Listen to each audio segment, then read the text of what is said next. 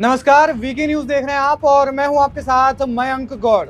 Israel फिलिस्तीन युद्ध पर इस वक्त का बड़ा अपडेट सामने आया है और अपडेट ये है कि इजराइल ने गाजा बॉर्डर पर अपना कब्जा जमा लिया है। जी हां, इजराइल ने गाजा बॉर्डर पर आधिकारिक तौर पर अपना कब्जा जमा लिया है। इजराइल डिफेंस फोर्सेस की तरफ से इसका बयान जारी किया गया है। आपको बता दें कि जब कल ये बात हो रही थी कि इजराइल के रक्षा मंत्री ने वहां पर दाना पानी बंद करवाने के लिए बिजली पानी पूरी तरीके से गाजा पट्टी पर जो बंद करवाने के आदेश दिए थे, उसके बाद तत्काल प्रभाव से जब इजराइल ने ये कार्रवाई की थी, तो उसके बाद से रात भर में इजराइल ने गाजा पट्टी पर 200 टारगेट्स को पर अटैक किया है। यानी कि गाजा पट्टी के अंदर 200 टारगेट्स बनाए गए थे और उन 200 टारगेट्स पर इजराइल ने निशाना बनाया है। रॉकेट से हमले किए हैं, कई जवाबी कार्रवाई की है फिलहाल। लेकिन इस वक्त की बड़ी अपडेट ये है कि इजराइल ने गाजा बॉर्डर पर आधिपत्य अपना जमा लिया है।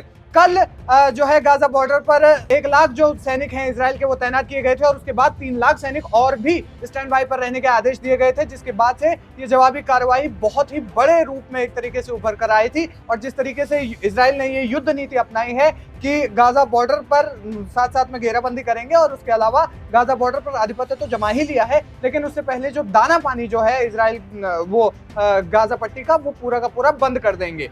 तो कुल मिलाकर के अभी का अपडेट ये है कि गाजा बॉर्डर पर इजराइल का फाइनली आधिपत्य हो गया है। लेकिन इस बीच में एक अपडेट ये भी आ रहा है कि तुर्की जो है वो दोनों देशों के बीच मध्यस्थता के लिए तैयार हो गया है। तुर्की की तरफ से इस बारे में बयान जारी किया गया है कि वो दोनों देशों के बीच मध्यस्थता करवाएगा। कल जब इस मामले में सभी इस्लामिक देशों की बैठक हुई थी और आज जब ईयू की बैठक है, तो ईयू की बैठक का भी अपडेट ये है कि ईयू की बैठक में जो भी इजराइल के समर्थन में जो राष्ट्र हैं, वो उनके विदेश मंत्री इस बैठक में शामिल होंगे और इस युद्ध के संभावित परिणामों पर, इस युद्ध में चल रही जो भी कुछ चीजें चल रही हैं, उन पर चर्चा होगी। और इसके अलावा ईयू इस पर क्या फैसला लेगा, ये आने वाली बात है, इस पर अभी चर्चा का ये विषय होगा। लेकिन सबसे बड़ी बात ये है कि इस वक्त इजराइल ने गाजा बॉर्डर पर आधिपत्य अपना जमा लिया है। आपको बता दें कि इजराइल के प्रधानमंत्री बेंजामिन नेतन्याहू ने साफ तौर पर कहा है कि ये जंग हमने शुरू नहीं की थी, बल्कि ये जंग हम पर थोपी गई है और इस जंग को अंत भी हम ही करेंगे। इजराइल के प्रधानमंत्री बेंजामिन नेतन्याहू ने आगे उन्होंने क्या क्या कहा, वो हम आपको बताते हैं। उन्होंने कहा कि हमास ने हम पर जो हमला किया वो सबसे बड़ी गलती की है और इसकी हम ऐसी कीमत वसूलेंगे कि हमास युगों युगों तक इसे याद रखेगा। साथ में इजराइल के बाकी दुश्मनों की भी पीढ़ियां दशकों तक इसे याद रखेगी। फिलहाल के लिए हमास की तरफ से एक बयान जारी किया गया है कि इजराइल के उन्होंने जो 150 नागरिकों को बंधक बनाया है, हमास ने इसकी धमकी दी है कि वो उन्हीं 150 नागरिकों की हत्या कर देंगे। यानी कि इजराइल के जो बंधक बनाए हुए नागरिक हैं, उनकी हमास हत्या कर देगा, ऐसे ही उसने धमकी दी है।